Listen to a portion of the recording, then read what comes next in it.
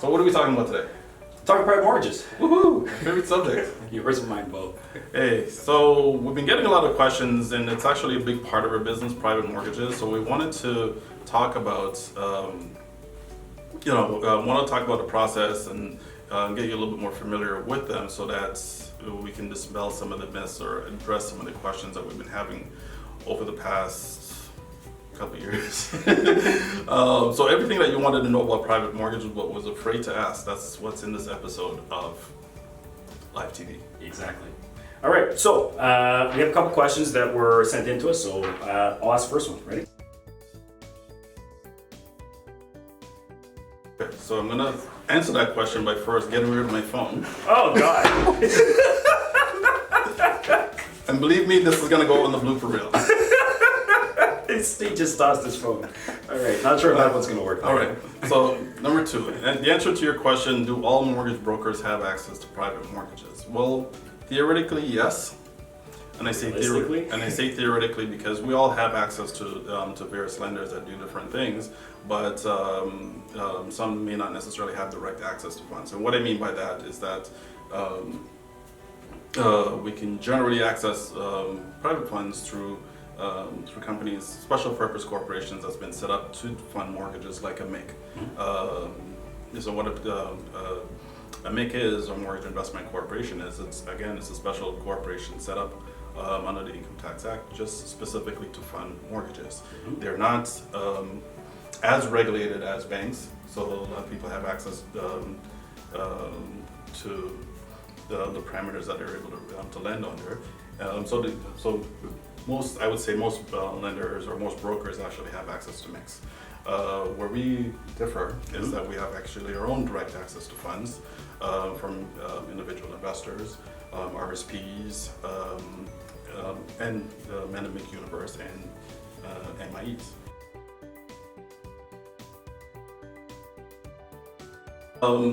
One, what the need is of that money. So if you're a real estate investor, for example, and are looking for ways to leverage the equity in your existing home to go out and build a portfolio, that would be one class of borrowers and what you're looking for.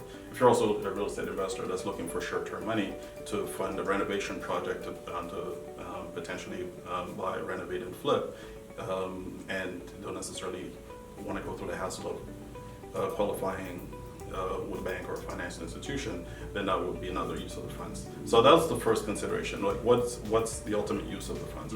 Are you paying off debt? Are you looking to invest? Or and what some of the hurdles are that you're facing, and how we can overcome them? How we can overcome this? Yeah. Private mortgages or private funds should always be looked at as a short-term means to an end. Yeah. Typically, when we do these mortgages, they range from about 6 months to a 1 year term, interest only, so the payments are a little bit more flexible. And the main thing is, one, are you able to manage the payments going forward? What's the exit strategy, and is it reasonable? And also, is there equity in the home on which we can make a decision to lend? Yeah. So one of the things that I would add to that is, it's not always about the interest rate, right? So the interest rate, although it is important, isn't necessarily going to be the driving factor in determining, are you going to necessarily take that private loan or not? Because there are multiple sides to that mortgage contract. One is the interest rate. Two might be the lender fees or commitment fees that are attached to that. So when you're getting yourself, or when you're being quoted a private mortgage, it's important to understand all parts of that mortgage contract, the interest rate, the commitment fees, the potential broker fees, and look at those numbers in their entirety in order to make yourself an informed decision, because not all contracts are created equal. Right? Oh, awesome. Good answer.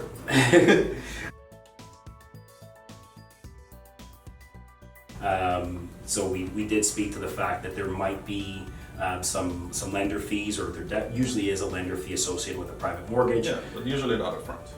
Well, yeah, it'd be part and parcel of that contract, right? So outside of that, the only fees that we look at would be lender fees, broker fees, any type of commitment fees, but upfront fees, maybe a retainer?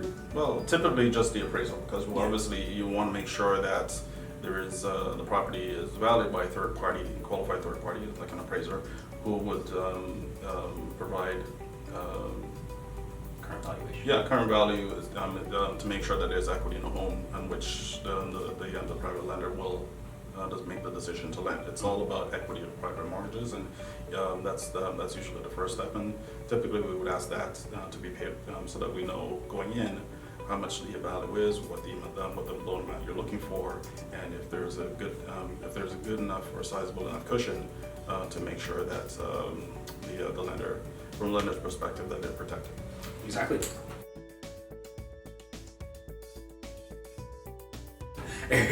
Well, we touched on it the first question. I think A little bit. A little bit. Yeah. So what are some other situations? So a situation whereby Consolidating debt. if they're consolidating debts, if there's taxes that's owing, that's if the credit is not particularly robust.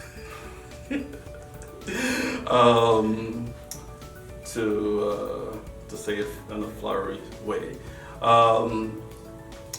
if you're investing, if you're a real estate investor, have multiple properties, we've done that quite a bit actually, where we've actually helped our investors take equity out of their home and built a real estate portfolio, or looking to refinance.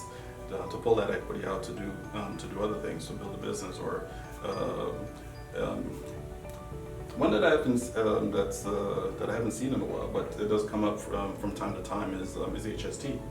Oh, yeah. So business owners paying yeah. off their HST if they have some arrears. These are things that would sometimes and quite often prevent you from getting qualified with a finance institution, be it a bank or a credit union or insurance company or trust company. So we utilize or structure the private loan to pay those items off, and then once they're paid off, and that actually puts you into a better position to qualify with a regular finance institution. So those are some of the scenarios off the top of my head that we can think of that would benefit from A private loan. Yeah. Yeah, it's not always about, utilizing our private money to consolidate debt, although, a large majority would say that most people would come to or would get a private mortgage in order to consolidate their debts into one lower interest payment, which would free up cash flow on a monthly basis and put them in an overall better position.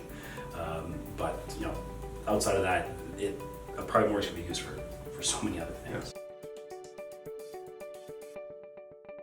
Well, it always starts from an examination of the equity. So obviously, if you're looking to borrow a relatively small amount on your equity, and you've got tons of equity left over afterwards, then of course you're going to command the lowest interest rates possible. If it's on the higher end of the loan to value scale, then of course it's priced accordingly. So I mean, these days you can. Private mortgage, they start at around what, $599 for a first mortgage. I've even seen some cases where they start off at $699 on a second mortgage.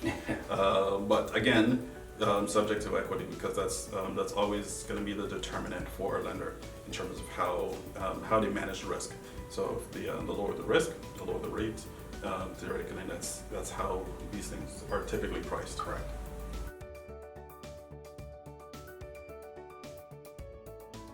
All right. Well, the approval can and does often take less than an hour. I mean, that's a fairly that's not just an advertising gimmick. It does take less time to make a decision to actually fund or get a mortgage approved. It's the entire process from the approval to the appraisal.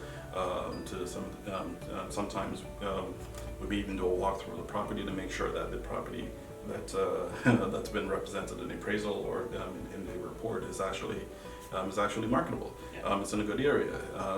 These in the market, that kind of thing. So the entire process, I think we probably fund from start to finish within a week. Yeah. Yeah. Yeah. Or Generally. sooner. depending on the Yeah, situation. and if you know. if they have their docs in a row, because sometimes we do get deals where the appraisal's already done. We know the area, we know the properties in the GTA, so we've done all that, all those market tests, so we can actually get it funded to our lawyers fairly quickly. So not in all cases, but Yeah, in most cases. So, cool. I think that's a law for private mortgages. That's a lot for the luck and for winging it and for not being disturbed by my phone and being late. But I do appreciate you guys tuning in. Appreciate the questions that came in when we did announce that we're going to go live. So thanks very much for that. Hopefully we've addressed them. If there's anything that we've left out or if there's anything that we need to expand on, by all means, feel free to reach out to us. Direct message, Facebook, email, phone. That still works. Most people, I think, still got one of those. Yeah.